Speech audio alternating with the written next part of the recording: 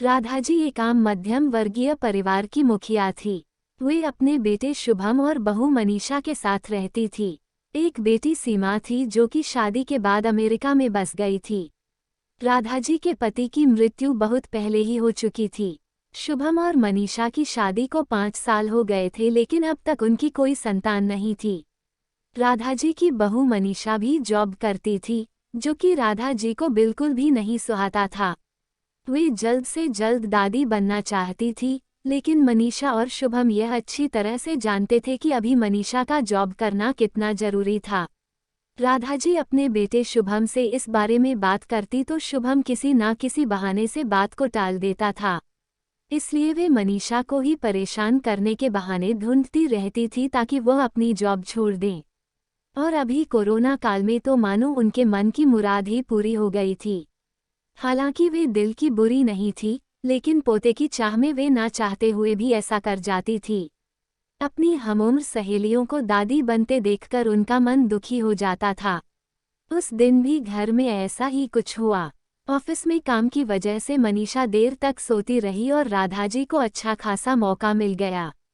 ये क्या बहू, अभी तक सो रही हो? पता है सुबह के 10 बज गए हैं। शुभम भी बेचारा कब से उठकर ऑफिस के काम पर लग गया है और तुम हो कि अभी तक सोई पड़ी हो। चलो अब उठकर सबके लिए चाय नाश्ता बना लो। मुझसे कुछ हो नहीं पाता है, वरना मैं तो तुम्हारे भरोसे कभी ना रहती, खुद ही सब कर लेती। सॉरी मां जी, वह देर रात तक काम चलता रहा, इसलिए सुबह सुबह ही सो पाई थी, इसलिए समय का पता ही नहीं चला। आप चलिए, मैं अभी जल्दी से आती हूँ। हाँ ठीक है, मेरा कुछ नहीं, पर शुभम को देख लो, उसे कुछ चाहिए तो नहीं? कब से उठा है बेचारा। हे भगवान, मुझे जल्दी से ठीक कर दे ताकि मैं ही अपने बेटे का ध्यान रख सकूं। राधाजी ने नाटकीय अंदाज में कहा। राधाजी ने अपनी बहू मनीषा को उठाते हुए कहा। मनीषा ने घड़ी देखी तो वाकई 10 बज गए थे। आज उसकी आंख कैसे नहीं खुली। वह जल्दी जल्दी अपने काम निपटाकर हॉल में आई तो शुभम अपने लैपटॉप के साथ ऑफिस के काम कर रहा था।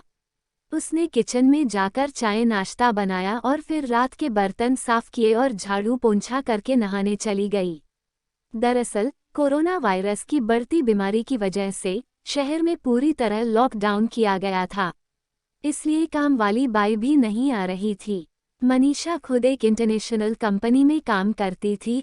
उसका ऑफिस टाइम निश्चित नहीं होता था, अधिकतर उसे रात में देर तक काम करना होता था। कल भी उसका काम देर तक चलता रहा, इसलिए वह देर तक सोती रही। मनीषा नहाकर आई तो देखा कि उसकी सास अपने कमरे में अपनी सहेली से फोन पर बात कर रही थी। बातचीत में अपना नाम सुनकर मनीषा सास की बात सुनने लगी। अरे शारदा, तुम भी अपनी बहू को ज्यादा सर पर मत बैठाओ। बहू को ज्यादा उड़ने दोगी तो कल को अपनी नौकरी के चक्कर में वह तुम्हें ही घर की नौकरानी बनाकर छोड़ेगी। मैं तो भाई शुरू से ही मनीषा के नौकरी करने के खिलाफ थी। अब करें नौकरी शौक से, पर साथ साथ घर के काम भी करें।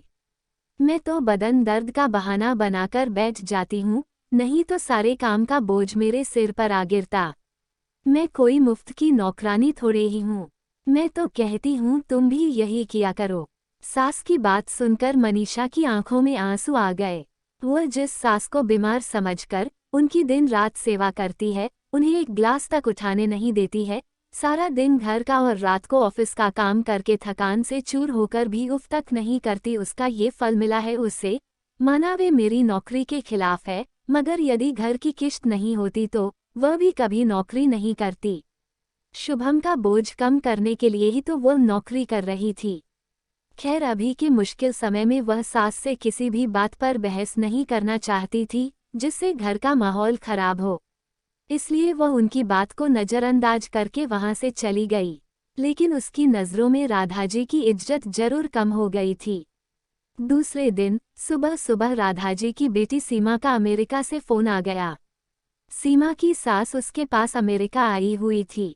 आदत के अनुसार राधाजी ने जैसे ही सीमा की सास की बुराई करनी चाही, वैसे ही सीमा ने उन्हें डपट दिया। माँ, आप बिल्कुल भी मांझी के बारे में अनाप शनाप नहीं बोलेगी। पता है आपके चक्कर में आकर मैंने उनके साथ कितना बुरा व्यवहार किया था, लेकिन आज मुझे उनकी कीमत पता चल गई है। तुम तो उनके यहाँ पर आने के कितने खिलाफ थी, मगर आज अगर वे यहाँ नहीं होती ना माँ, तो ना जाने हमारा क्या हाल होता। तुम्हें तो पता ही है कि मेरा नौकरी करना कितना जरूरी है। कोरोना ने यहाँ भी ऐसा कहर ढाया है कि घर से ही सब करना पड़ रहा है। किट्टू का बेबी केयर सेंटर भी बंद है।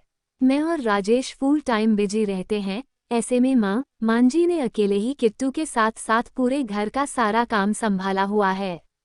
मुझे कुछ भी नहीं करने देती है। अगर वे नहीं होती तो माँ हमारा क्या होता, ये सोचकर ही रोंगटे खड़े हो जाते हैं। सच में माँ वे कोई साधारण महिला नहीं है, बल्कि मेरे लिए तो देवी के समान है। मेरे इतना अपमान करने के बावजूद और सीमा रोने लगी। उसने फोन कट कर दिया। सीमा की बात सुनकर राधा जी की भी आंखें भर आईं। उन्हें अपनी भूल का एहसास हो गया था। मनीषा तो वाकई उनका कितना ख्याल रखती है। उनकी कड़वी से कड़वी बात का भी बुरा नहीं मानती है, उल्टे जवाब भी नहीं देती है। वाकई अभी का समय तो एक दूसरे को हौसला देने का है, सारे गिले शिकवे भुलाकर एक दूसरे की मदद करने का है। तो फिर वे स्वार्थ में कैसे अंधी हो गई थी, इतना कैसे गिर गई थी कि ऐसे मुश्किल समय में अपने ही परिवार की सहायता नहीं कर सकती। उन्होंने उसी समय मनीषा को बुलाकर उसके सिर पर प्यार से हाथ फेरते हुए कहा, मनीषा, आज से घर के कामों की आधी जिम्मेदारी मेरी रहेगी। मैंने आज तक तुम्हें जो भी कहा और किया उसके लिए सॉरी। चलो अब तुम जाकर आराम करो, खाना मैं बना लूंगी। इधर सास का बदला हुआ रूप देखकर मनीषा की भी आंखों में खुशी के आंसू आ गए और अपनी सास के प्रति उसके मन में फिर से पहले वाला सम्मान वापस आ गया था। शायद हमारे जीवन में मुश्किल समय आता ही इसलिए है कि हमें एक दूसरे की अहमियत का पता चले। अपनी गलतियों का एहसास होने और आगे बढ़कर माफ़ी मांगने से वाकई इंसान छोटा नहीं बल्कि बहुत बड़ा हो जाता है, राधा जी की तरह।